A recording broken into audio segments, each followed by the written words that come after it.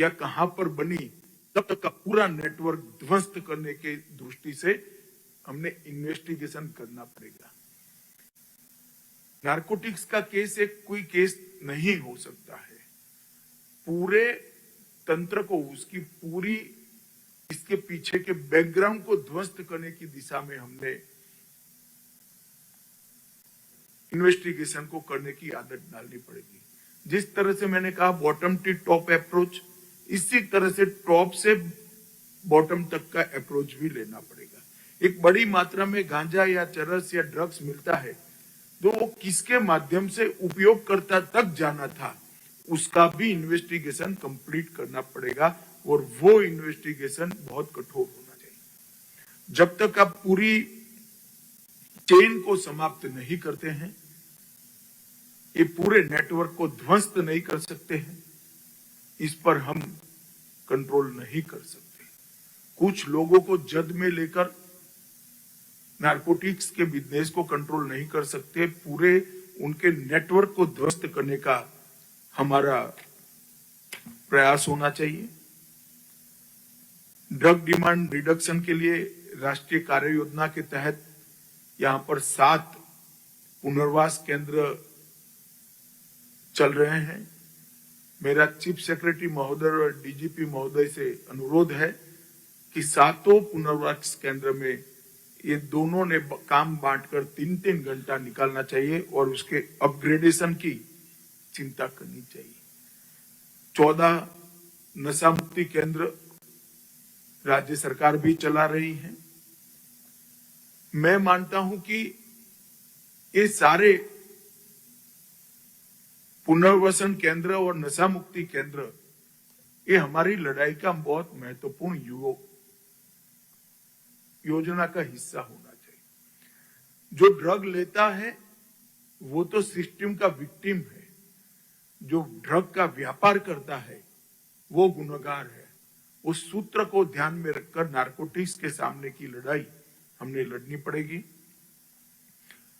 Fragmented roots, मानव mall, drug छुपाने के तरीके, सिंथेटिक ड्रग की फैक्ट्रियां और प्रयोगशालाएं और नई क्रिप्टो की न्यू एज चैलेंजेस, इस सबको जब तक हम समाहित कर रणनीति नहीं बनाते हैं, हम सफल नहीं हो सकते। ई कॉमर्स प्लेटफॉर्म का उपयोग हो रहा है। कई जगह पे ड्रोन के द्वारा डिलीवरी के भी किस्से ध्यान में आए हैं। मोबाइल लैब्स बनने के किस्से भी देश भर में 1-2 जगह पे ध्यान में आए हैं और टेली हेल्थ सेवाओं के माध्यम से भी ड्रग बेचने के किस्से ध्यान में आए हैं। ये सारे किस्सों को ध्यान में रखकर एक समूची रणनीति राज्य ने बनानी चाहिए। ड्रग के डिटेक्शन, नेटवर्क का डिस्ट्रक्शन, कल्प्रिट का डिटेंशन और एडिक्ट्स का रिहेबिलिटेशन, ये 4 सूत्र पर ही हम सफल हो सकते हैं। पीट एनडीपीएस और संपत्ति जब्त करने के कानून के अधिकार का उपयोग करने में जो आदतन गुनहगार है, हमें कोई झिझक नहीं होनी चाहिए और मैं मानता हूं कि इसकी जितना उपयोग बढ़ेगा, इसको रोकने में हमें बड़ी सफलता मिलेगी। विगत 10 साल में मोदी जी के प्रधानमंत्री बनने के बाद एनसीबी का परफॉर्मेंस बहुत अच्छा हुआ है। देश भर में ड्रग के खिलाफ लड़ाई बहुत पुख्ता हुई है। 2004 से 14 तक 1250 केस रजिस्टर हुए थे, अब 4150 हुए, 230% की वृद्धि। कुल अरेस्ट 1360 था, अब 6300 हुआ है, 364% की वृद्धि है। 1.52 लाख किलो नारकोटिक्स पकड़ा गया था, अब 5,43,000 किलो पकड़ा गया, 2.257% की वृद्धि है। और ड्रग सीज जो किया गया, इसकी कीमत जो क्वालिटी केसेस का एक पैरामीटर होता है, पहले 5900 करोड़ के ड्रग्स सीज किए गए थे, अब 22,000 करोड़ के ड्रग्स सीज किए गए हैं। तो 10 साल में इस लड़ाई को हम बहुत अंजाम तक पहुंचाने में सफल हुए हैं, मगर अभी काफी काम बाकी है। इसलिए एनकोर मैकेनिज्म को 2019 से हमने रिवाइव कर शीर्ष स्तरीय एनकोर समिति, कार्यकारी राष्ट्रीय स्तर की एनकोर समिति, राज्य स्तरीय एनकोर समिति जिसके मुख्य सचिव अध्यक्ष होते हैं, और जिला स्तरीय एनकोर समिति जिसके जिला अधिकारी अध्यक्ष होते हैं। ये चारों एनकोर के माध्यम से इसकी रेगुलर बैठक से ही हम आगे बढ़ सकते हैं।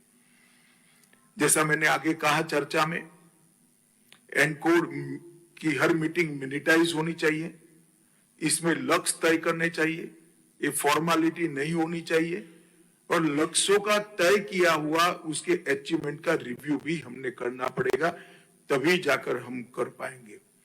मानस पोर्टल अभी इंट्रोड्यूस किया गया है, उसका उपयोग करना चाहिए।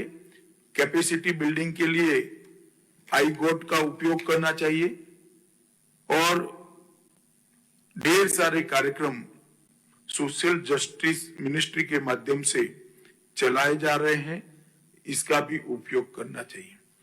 फाइनेंशियल इन्वेस्टिगेशन के लिए भारत सरकार की एजेंसियों की मदद कुछ अंतरराज्यीय केसों में, अंतरराष्ट्रीय केसों में जरूर राज्य ले सकता है, हम पूरी मदद करेंगे।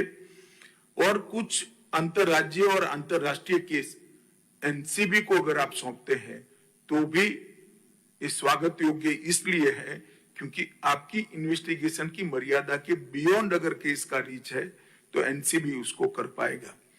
जैसा मैंने पहले कहा, पीट एनडीपीएस का उपयोग यहां पर बढ़ाना चाहिए, इससे बड़ी नार्कोटिक्स को रोकने में हमें सफलता मिलेगी।